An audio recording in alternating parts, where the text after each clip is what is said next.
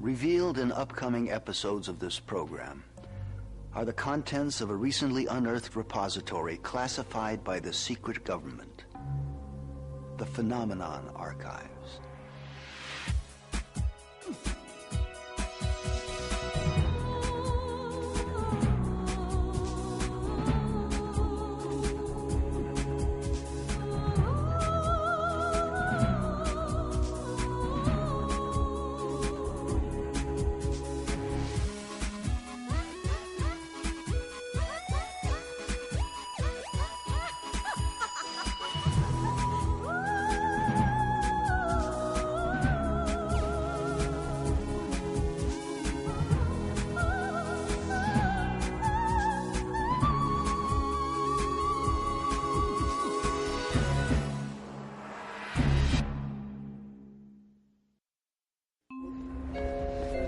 Is there a secret history of the United States intentionally hidden by the mainstream media? Could there be a secret society of fat-moneyed businessmen whose agenda has been the cause of every major war and economic depression? Is there a shadowy elite gently pulling the strings of our world to bring about their own self-serving political program? The answers may surprise you. Nearly 200 years ago, Thomas Jefferson wrote, "If the American people ever allow the banks to control the issuance of their currency, the banks and corporations that will grow up around them will deprive the people of all property, until their children will wake up homeless on the continent their fathers occupied." Throughout the history of the United States, there's been this running battle over who controls how much money is in the system. Will it be some privately owned central bank, or will it be the people, the Congress, for the benefit of everybody in the country? Everything evolves around the Federal Reserve, a private bank that was given a monopoly on the creation of paper money. Every $100 bill which the Federal Reserve System prints and is sold to the United States at full face value represents a $100 loan. Even though the government pays for it, they still pay interest. 100 years after Jefferson, Abraham Lincoln pondered these same issues. The government should create, issue, and circulate all the currency, he said. Creating and issuing money is the supreme prerogative of government. Adopting these principles will save the taxpayers immense sums of interest, and money will cease to be the master and become the servant of humanity. What do the fears expressed by Jefferson and Lincoln and modern-day economists have to do with what President George Bush called the New World Order? It's a conspiracy. What else can you call it? It's a conspiracy against the people of the United States and of the Western world. Just when you think you're ahead of the game, someone changes the rules. This week, we'll visit the scene of a crime so huge that most of you will not believe it to be real, and so perfect that even today, 86 years after the fact, few realize that the crime even took place.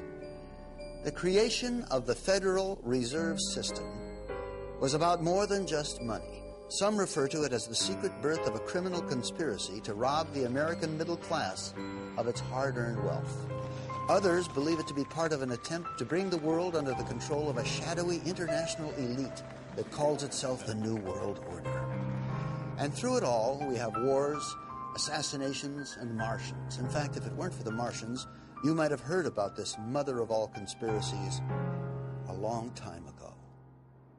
We know now, within the early years of the 20th century, this world was being watched closely by intelligences greater than man's. On October 30th, 1938, the Mercury Radio Network interrupts the music of Ramon Raquello and his orchestra from the Park Plaza Hotel of New York City for a special news bulletin. The infamous War of the Worlds broadcast begins with its terrifyingly real description of an invasion from Mars. And before the night is out, 1 million people will run panicked into the streets. I'm extremely surprised to learn that a story which has become familiar to children through the medium of comic strips. After what has been a closely guarded secret for nearly 50 years, Orson Welles' original broadcast turns out to be no mere show business stunt. Should have had such an immediate and profound effect upon radio listeners. But instead was a complex psychological warfare test conducted by C.D. Jackson for the Rockefeller Foundation. When the results are compiled nearly 2 years later, they are released to an elite whose names most men will not speak of over a whisper. Among them groups like the Bilderbergers, Trilateral Commission, CFR, and the Federal Reserve. C.D. Jackson was the equivalent of being the head of the National Security Council in the White House under Eisenhower. He was the chief of psychological warfare.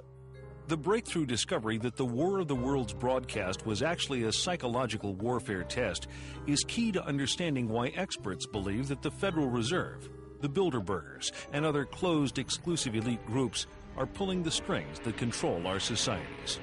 Well, it's a fraternity.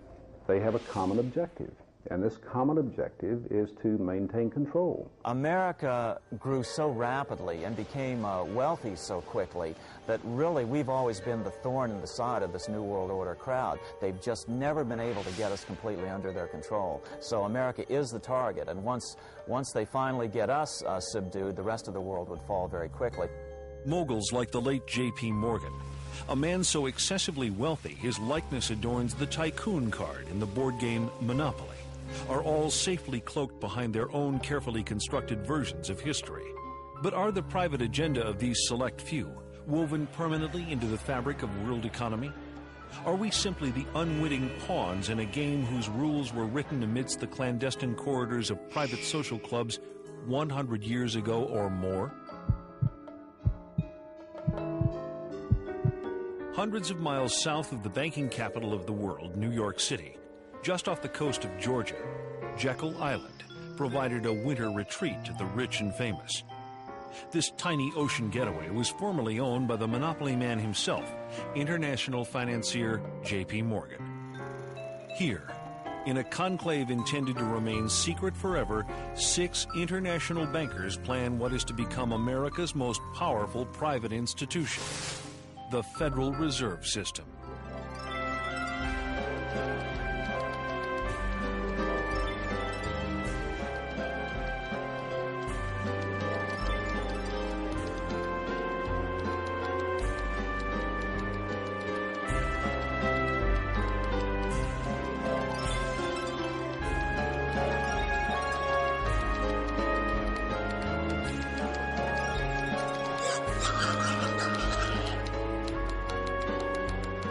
The Jekyll Island story is one of the great untold stories of the 20th century. These bankers who got together, left Hoboken in a sealed train, and the reporters were going crazy. They knew this was big. These are 5 of the biggest bankers in the world getting on this sealed train. The reporters wanted to know what the hell was going on. And they didn't know for years what had happened. It is at the urging of the famous poet Ezra Pound that Eustace Mullins begins his own personal search for the truth about the origins of the Federal Reserve. Ezra Pound's young artists and writers, friends, were killed during World War I. Ezra wanted to know why they died. Digging book by book, row by row, in the entire economics section of the Library of Congress, I found this little magazine with the Jekyll Island story in it. When I took that to Ezra Pound, he was so thrilled. It was the biggest discovery of his life. In fact, Ezra Pound called the Jekyll Island story the biggest detective story of the 20th century. But why? Andrew Gray, grandnephew of one of the 6 men who met to plot the creation of the Federal Reserve System, scoffs at talk of secret cabals. Well, I'm asked whether the Jekyll Island meeting can be automatically classed as a conspiracy. And the answer, first of all, is that the need for secrecy does not necessarily imply conspiracy. Very important legislation of any kind cannot be drafted in public forum. Back in 1910, they called themselves the Jekyll Island Club. Collectively, members represented more than 1/6 the wealth of the entire world. So anxious were they to keep any knowledge of their meetings secure, they used code names even when talking to friends. "We're going to Jamaica," they would say. and those in the know would understand they were traveling to Jekyll Island. The immediate excuse was the money panic of 1907, which was engineered by Jacob Schiff and the Rockefellers to gain control of some corporations they were after. And so then they said, look, we've got another nationwide panic, we've got to have banking reform. The birth of the Federal Reserve System, we know, was at Jekyll Island, Georgia, in the secret meeting that took place that was attended by Senator Aldrich, who was the chairman of the banking committee, and whose son I knew, incidentally, Winthrop Aldrich, when he was chairman of the Chase Bank. The Aldrich Bill, as it was initially called, received such violent opposition from Democrats and reformers like William Jennings Bryan that despite avid lobbying by the monopoly men, the bill quickly went down to defeat. Once the Aldrich Bill flopped, the bankers immediately moved to Plan B. It didn't work from trying to push it through with Republicans, so they tried to push it through with Democrats. We had, in 1912, a very popular president, a Republican named William Howard Taft. The bankers needed Woodrow Wilson to sign this act into law. He did not have much charisma. He had not a chance against William Howard Taft.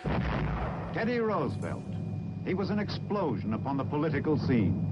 Dynamic, outspoken, warm, colorful, exciting, inspiring. And under the surface was a man of ideals. You could say that J.P. Morgan really owned Theodore Roosevelt. You see, his right-hand man, vice president of his bank in New York, George Perkins, lived at the White House. He was a liaison man with the president. And so they drug Theodore Roosevelt out of obscure retirement. Roosevelt formed the Bull Moose Party and split the Republican Party and elected Woodrow Wilson. That's the only way they could do it. Woodrow Wilson, immediately after his inauguration, called a special session of the Congress to do away with the protective tariff, which had been the thing that had built this country. The second thing that happened was that the income tax came in. And the final thing was the creation of the Federal Reserve, which took place in December, around the Christmas holidays in 1913, that put the cap on this whole revolution. Most of the senators had gone home for the Christmas holidays. We call that in legislative circles having the skids greased. And the skids were greased and they just slid it right on through. Without much fanfare, the president signed it. It became law of the land. One of the major opponents during the Federal Reserve Act battle was Representative Charles Lindbergh from Minnesota, who, interestingly enough, was the father of aviator Lucky Lindbergh, the first guy to cross the Atlantic Ocean solo. And Lindbergh fought them tooth and nail and referred to the Federal Reserve Act as the worst legislative crime ever perpetrated in the history of the United States. And that may indeed well be true. By 1916, even President Wilson was worried. He lamented, "The growth of the nation and all our activities are in the hands of a few men." Near the end of his life, Wilson said that he had been deceived into signing the Fed into law, reportedly murmuring just before he died, "I have unwittingly ruined my government." In law, when any people meet together to plot to rob somebody, that becomes a criminal operation. It can never be anything else. Throughout its subsequent history, it can never overcome that initial criminal beginning. And that's where we are today, a criminal syndicate. That's all it is. It's all it ever has been. Did the creation of the Federal Reserve represent a takeover of the United States by shadowy international financiers? Certainly, the Fed was designed to serve somebody's interest, but whose? Not the American banking community. It was the international banking community. The Morgans were an international family. The fortune had first been made in England, but they were allied with the Rothschilds and others in England, and one of their agents drafted the script for the Federal Reserve. The Rothschild family is one of the wealthiest families the world has ever known. By the early 1800s, they established themselves as the most important bankers in all Europe. By the end of the 19th century, they're said to control half the wealth of the world. As Rothschild biographer Derek Wilson explains, Rothschild critics have justification for their anxiety. The House of Rothschild is immensely more powerful than any financial empire that has ever preceded it, and it's able to control governments behind the scenes, secretly. Economic power, political power go hand in hand, and it's like Mayor Rothschild of the Rothschild banking family in Germany said, "Give me control of a nation's monetary system, and I care not who writes their laws." Nathan Rothschild in 1820 might have had more right to say that than any of his successors. The statement is more or less absurd. The Federal Reserve does not control the money supply. The Federal Reserve influences the money supply. To say that the Federal Reserve only influences the money supply is like saying a robber with a gun to your head is only influencing you to give him his money. And of course, if you give him your money, you may be spared your life, but here again, you don't have your money anymore. There has been, in the last 30 or 40 years, a much greater international flavor to the activities of the Fed because the banking system has become global. And you could no longer regulate the U.S. money supply by simply via the domestic Federal Reserve banks. The Federal Reserve controls the very heart of what's happening with money because money answers everything. It's the one thing that everybody wants. And when you give a private institution a monopoly on the creation of this money, you vest total control in that institution. If you have the money, you can get any law passed you want. So who do you care whether Bill Clinton is president or who is senator from New Jersey? It doesn't make any difference because you write a check and you get another senator. One of the stickiest questions in this debate is this: just who owns the Federal Reserve? The City of London set the whole thing up. The Federal Reserve Bank of New York is principally owned by 5 merchant banks in London, chartered by the Bank of England. Perhaps England, which many have considered a political satellite of the United States in recent years, is really the one pulling the strings of international policy. It's not a matter of who owns the Fed, it's who controls it. The government has given the banks a monopoly, and then you see the Justice Department doing nothing about the bank mergers. A monopoly can only exist with government assistance, and they've given great assistance to the banking monopoly.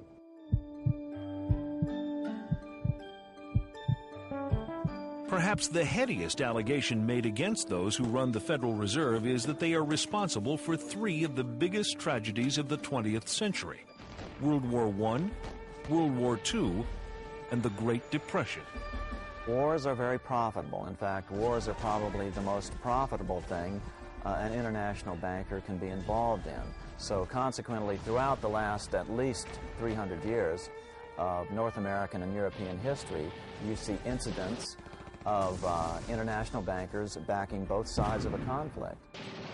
They've been trying to have a war in Europe since 1885, but the central banks of Europe had already bankrupted all the nations of Europe. They had no money. The only money was here in the United States. In order to get that money, they had to put a central bank over on the American people. It was sold as a way to bring stability to the American economy. Well, what happens just a little over a decade after the passage of the Fed? We see the biggest depression of this century in any case. For the 16 months prior to the crash of '29, the Federal Reserve increased the money supply by 62%. Now, what was happening back then? Much like it's happening today. People were buying and selling, pledging and borrowing, thinking the good times would never end. And then at the time of the crash, they pulled the plug on the money supply, and the people who had pledged their stocks, their bonds, their homes, their cars, everything, they pledged their savings accounts, they lost it all.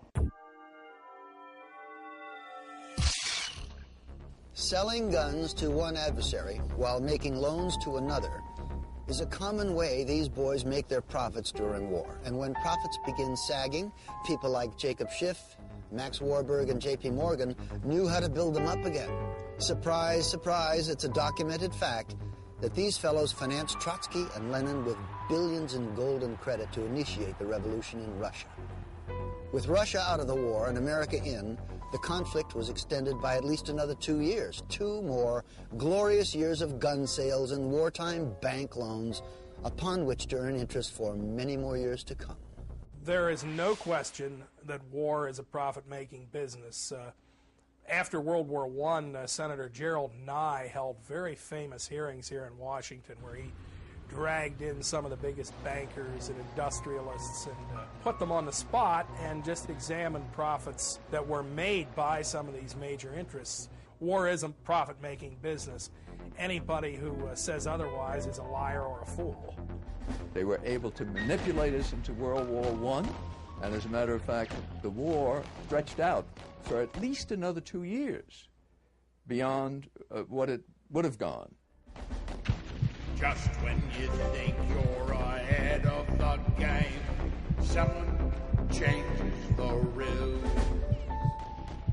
They did this knowing, with malice aforethought, to strengthen their own profits and to build their own institutions, their own banking institutions. Many people believe that virtually all of the wars of this century have been caused for reasons that benefit small financial groups, those that move in the sphere of influence of the Bilderberg and the Trilateral Commission. For an example, the war in the Balkans right now. Who's been providing Milosevic with arms and weapons? The Soviets have. Who has been financing the Soviet Union, their military industrial complex? The United States has.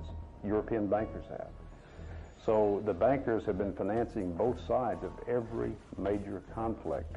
Conflict brings progress, but controlled conflict brings controlled progress.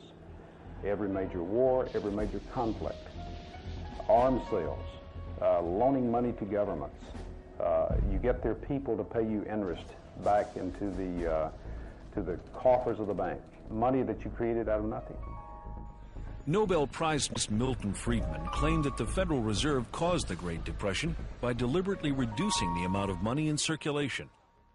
Depositors all over the country were frightened about the safety of their funds and rushed to withdraw them. There were runs, there were failures of banks by the droves, and all the time the Federal Reserve System stood idly by when it had the power and the duty and the responsibility to provide the cash that would have enabled the banks to meet the insistent demands of their depositors without closing their doors. Congressman Louis McFadden, chairman of the House Banking Committee during the crash, agreed, saying, "The Great Depression was a carefully contrived occurrence by international bankers seeking to bring about a condition of despair so that they might emerge as the rulers of us all." There was a memo circulated in advance of the stock market collapse. All the big guys, or the insiders, let's say, got out of the stock market during that 4-year period. They all got out. They were cash heavy when the market crashed. They were able to buy up major corporations for pennies on the dollar. Franklin Roosevelt's own son-in-law called the Depression the deliberate shearing of the public by the world money power, triggered by the planned sudden shortage of call money in the New York markets. Insider Joseph Kennedy's wealth grew from $4 million in 1929 to over $100 million 4 years later. Then, as now, America's press failed to tell us what was happening. These scenes of unrest in America have never been seen before. Cameramen would shoot them, but newsreels wouldn't play them. Controlling the news started early in America. Of course, the lighter side of the news continued to get lots of play. And they're off. Around the first bend, it's rumbling by a beat. Alex Miller in second, and Hop skipping a jump. Now coming around the turn, it's Fox Feather. Hop skipping a jump in second. And Hop skipping a jump and down. Oh, ladies and gentlemen. Fortunately, populists from President Andrew Jackson to William Jennings Bryan to Father Charles Coughlin were courageous enough to speak the truth. May I remind our President, with all due respect, that not one of these soldiers cast a ballot on that fateful Good Friday night in the spring of 1917 to force a peace-loving nation like ours to take up arms for the profiteers and the exploiters of mankind. And during the Depression, no one was more dangerous to the banking interests than Huey Long. We've tried the Republican Party, we've tried the Democratic Party, then we've gone back and tried the Republican Party, and now we're back trying the Democratic Party.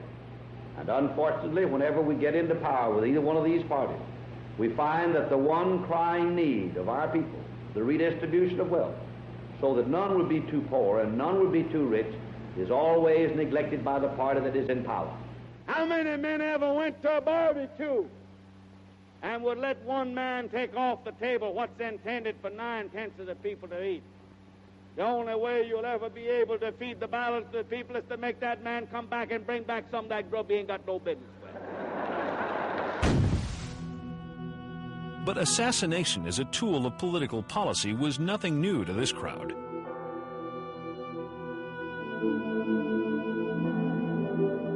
President Jackson, for example, in his era, he was the leading opponent of the privately owned central bank. Well, what happened to him was an assassin who was connected to international bankers, who was later found out, got right up to Jackson, stuck 2 pistols in his belly, fired both at the same time, both misfired. Jackson was saved. And interestingly enough, even though history books don't spend much time dwelling on this bank problem, Jackson himself numbered this as his leading accomplishment. In fact, on his tombstone, do you know what's on it? It's "I killed the bank." Someone changes the rules. Going back to the American Civil War, Germany's Chancellor Otto von Bismarck declared, "The division of the United States was decided by the high financial powers of Europe. They were afraid that the U.S. would upset their financial domination over the world. They saw tremendous booty if they could substitute 2 feeble democracies burdened with debt to the financiers in place of the vigorous republic sufficient unto herself." Abraham Lincoln realized this and so stood firmly for preservation of the Union. But Lincoln needed money to win, lots of it. He went to the Wall Street bankers who wanted 36% interest per annum. Honest Abe chose a less expensive alternative, choosing to have Congress issue the money. The bills were called greenbacks, and they weren't backed by gold, only by the full faith and credit of the United States. With Congress issuing the money, not 1 penny of interest was paid to private bankers. The assassination of Lincoln was related to the bankers wanting control of the money. The same thing went for John Kennedy, that he was planning to reintroduce the U.S. notes rather than Federal Reserve notes. And of course we go back to the Constitution of the United States, which provides that the Congress shall coin the money, the currency, and regulate the value thereof. If you go out and ask the average person on the street who issues the money, they'll say the government issues the money. That's why the lie works, because people know intuitively that the government should issue the money. Well, the Federal Reserve is neither federal and has doubtful reserves. You will not find the Federal Reserve in the blue pages of government in any phone book. You will find it in the business pages next to Federal Express. Congressman Louis McFadden fought the Fed to his last breath. He once called it a superstate controlled by international bankers and international industrialists acting together to enslave the world for their own pleasure. 2 attempts were made on his life, one from a man wielding 2 pistols, both shots missed, and the second from a poisoning attempt, but fortunately there was a doctor on hand to pump his stomach. Of course, a conspiracy powerful enough to cause both world wars and the Great Depression would have to have a clubhouse somewhere, if only to split up the cash. It turns out they do. If you haven't heard of the Bilderbergers, it's for one reason only. They haven't wanted you to. At their annual closed-door meetings, no outsiders are allowed even close to the building. Here are gathered the most powerful individuals of the Western world, united regularly at club meetings. Yet nothing is reported by the New York Times, the Washington Post, or the LA Times. What really fascinates me is the complete blackout in the American press. For more than 20 years, I've gone down to the press club every day. I check the wires in their library, mingle with other paper boys, and I asked them the question many times, why, when if 120 film stars or 120 NFL football players met behind locked and guarded doors at a remote location for 3 days, you'd try very hard to penetrate and find out what those movie stars or football players are doing. Well, I had no curiosity at all when 120 of the world's most powerful financial leaders and political leaders meet for 3 days in a remote location behind armed guards in a complete blackout. Well, I had no curiosity. Actually, quite a bit of security, but it's discreet. So what would happen if someone tried to sneak through the trees back there? I don't know. I wouldn't want to try it. What we do hear coming out of those meetings is incredible about the plans of the New World Order to consolidate power. Political power and economic power coming together at the highest level. But what I call the lapdog media, the control media in this country, you would think that they would be going to court, crying freedom of information, open meetings, sunshine law, and all of these things, but the silence is deafening. Attendees at recent Bilderberg meetings have included presidential advisor George Stephanopoulos, Senator Sam Nunn, David Rockefeller, former Senator Lloyd Bentsen, and Henry Kissinger. 1 month earlier, 50 liberal groups met in Washington to discuss their opposition to international banks and economic globalization. In reaction, one of the major items on the Bilderberger agenda was the role of liberals in various organizations. Also on the docket, the separatist movement in Canada, how fragmented Canadian provinces could be absorbed into the United States. Next, the expansion of NAFTA from Alaska to Chile, to boost corporate profits by encouraging American businesses to move to Latin American countries, where the costs of labor are low and environmental laws are not enforced. Do organizations like the Bilderbergers, the Council on Foreign Relations, and the Federal Reserve pull the strings of our lives like master puppeteers? Or are such ideas merely the paranoid ravings of conspiracy theorists? The people who call conspiracy theorists are not the conspiracy theorists themselves. We're talking about facts here. The Bilderberg Group does exist. The Federal Reserve does exist. The people who are members of the Bilderberg Group are also the people who do control the Federal Reserve. These are all facts. David Rockefeller himself thanked the media for keeping this all hushed up. If it wouldn't have been for you, then we wouldn't have been able to pursue our interests towards internationalism. They're conspiring to eliminate the United States as we know it through something as simple as the elimination of our national identity. Why is it the major media would deny this? Let's look at the ownership of the major media. Let's look at the roster of, say, the Bilderberg meeting. Katharine Graham owns the Washington Post. Katharine Graham has been to the Bilderbergers. Conrad Black, one of the largest media barons in Canada and Europe, has not only been to these meetings, but he has hosted the meeting just a few years ago. Every year they meet in secret, and there is an absolute news blackout. There is never anything reported in any of those papers. In this country, the press is seen as the fourth estate. You know, you've got the judiciary branch, the legislative branch of government, the executive branch of government. Then you're supposed to have the press keeping an eye on these three. If leaders from these three are working with other leaders around the world to determine economic policy, wars, human rights, etc., then yes, the press has a responsibility to get in there and to inform people. But just 2 years ago, I think 1997, the First Lady attended the meeting in Georgia.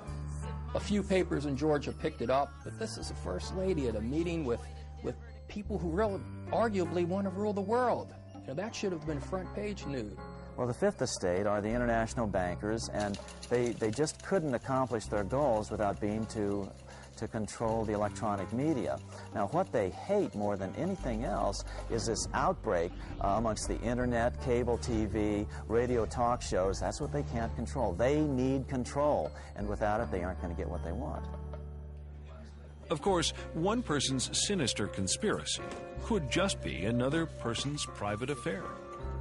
The Bilderberg is a clubby atmosphere. That's what it is, really. It's a clubby affair. By invitation only. Now, when you see groups like Council on Foreign Relations, Bilderbergers, Trilateral Commission, you have to remember bankers work internationally, and the central banks in all countries work together, and they do this through special groups. They formed the Council on Foreign Relations at the Versailles Peace Conference after World War I. Now, many conservatives believe the CFR runs in the United States, but it only does it secondhand because the real orders come out of London first.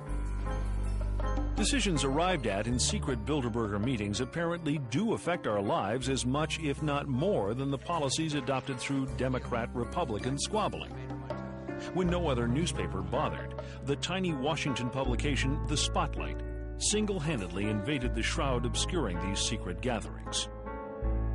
Well, by penetrating the secrecy of Bilderberg, we were able to do an advanced story on the end of the Cold War, the downfall of Maggie Thatcher, an advanced story on the Persian Gulf War, then President George Bush's reversal from his read my lips, no new taxes pledge. The financial entities that dominate the Federal Reserve, the Bilderberg Group, are largely centered around the Rockefeller family and the Rothschild family. Names such as Chase Manhattan, Citibank, all these groups that move in the Rockefeller sphere of influence and the Rothschild sphere of influence are the glue that hold the Bilderberg elite together. Most troubling of all is evidence that the attendees of these secret meetings may even choose our presidents. In December of 1974, there was a major headline on the editorial page of the Atlanta Constitution that said Jimmy Carter is running for what? And the what was about this phrase, running American president. Jimmy Carter had been a one-term governor of Georgia, hardly known to the American people. He, however, had an entree into the international elite through his membership in David Rockefeller's Trilateral Commission. No one had ever heard of Jimmy Carter. I think that's fair to say. Yet, within the next several years, as he announced his presidential campaign, started moving towards a Democratic presidential nomination, he started getting a lot of favorable media coverage, particularly from media connected to the Rockefeller sphere of influence. Jimmy Carter was painted as a populist, a man of the people. I remember when we couldn't find a microphone. When in fact, he was moving in the highest circles of the international elite. When we discovered that the obscure governor of Arkansas, Bill Clinton, had attended his first Bilderberg meeting in Baden-Baden, Germany in 1991, we were able to anticipate a political future for the young man.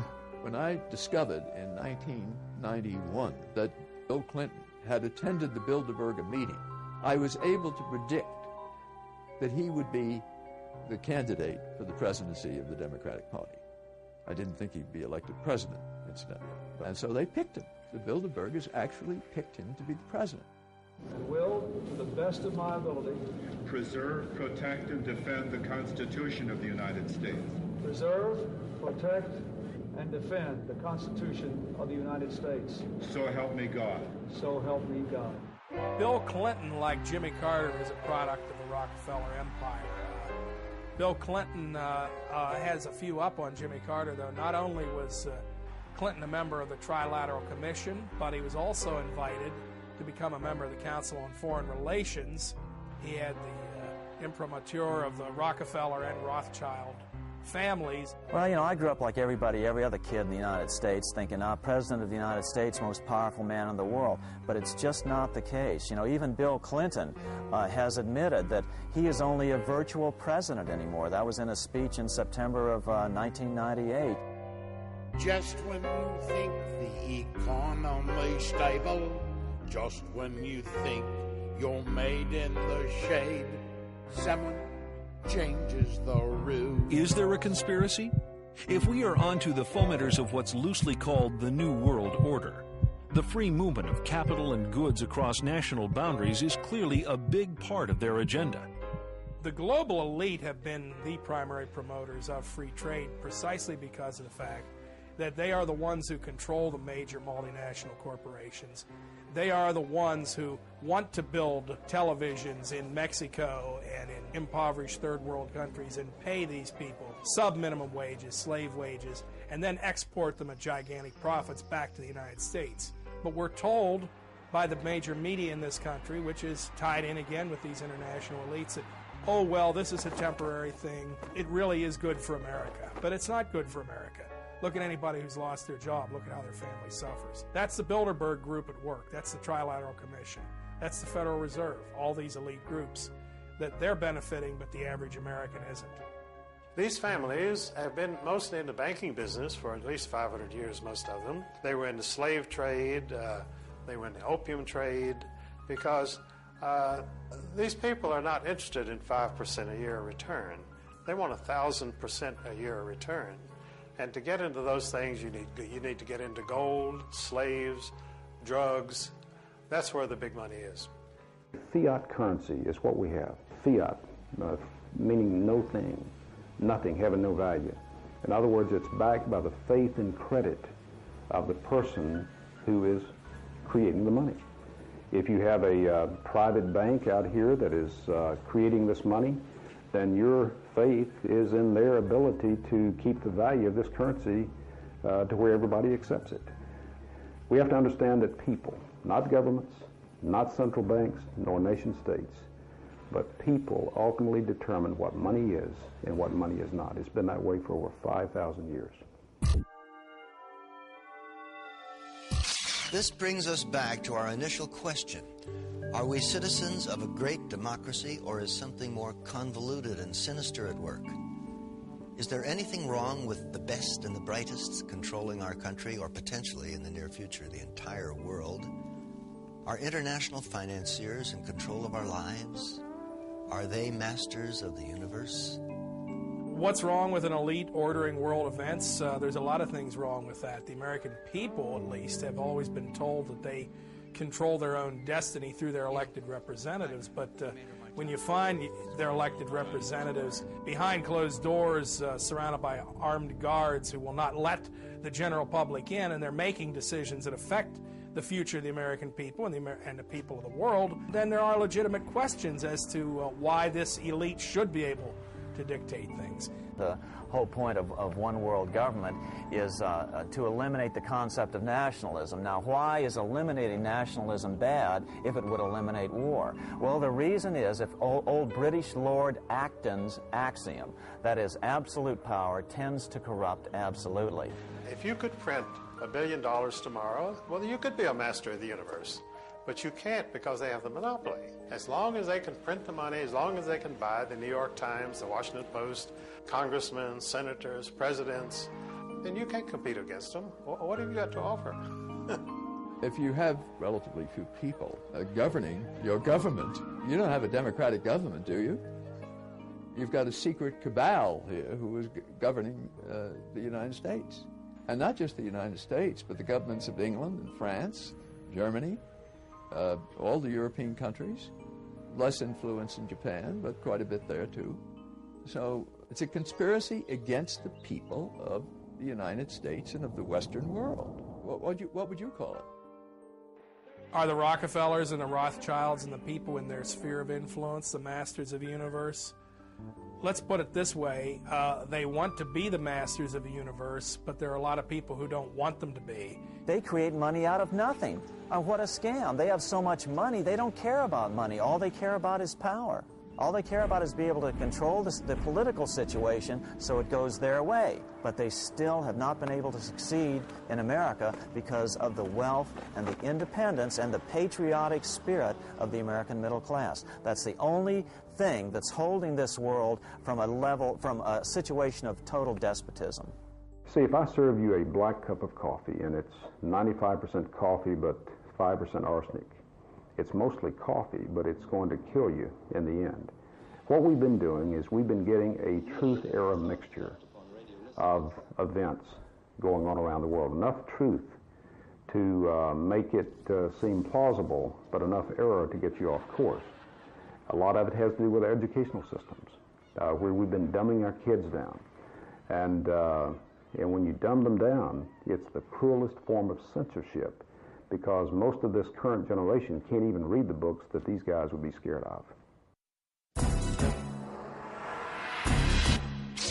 It's only fitting that we end with a quote from the man who started it all, Woodrow Wilson, a dreamer who tried to change the world for the better, but who in his final years ended up regretting many of the important accomplishments attributed to his presidency. We are controlled by a small group of dominant men, he said, of the worst ruled and most completely controlled governments in the civilized world. Is there a sinister conspiracy in control of our lives? Are there masters of the universe? If there are, I'm not one of them, nor would I want to be. Democratic societies have always been the crowning glory of human civilization, and in a democracy, the people decide, they don't have their decisions made for them. Masters of the universe, you've seen the evidence, you decide. Just when you think that your life has turned sunny, you're counting your money, tasting the honey. Just when you think you're ahead of the game, someone changes the rules.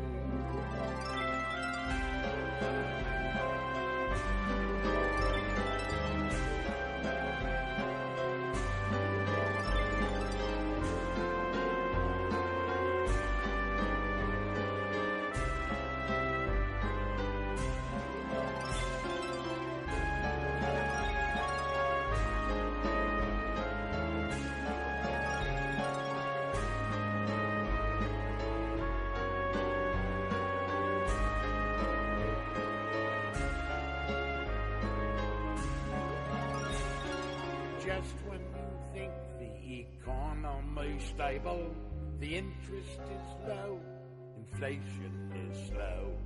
Just when you think you're made in the shade, someone changes the rules.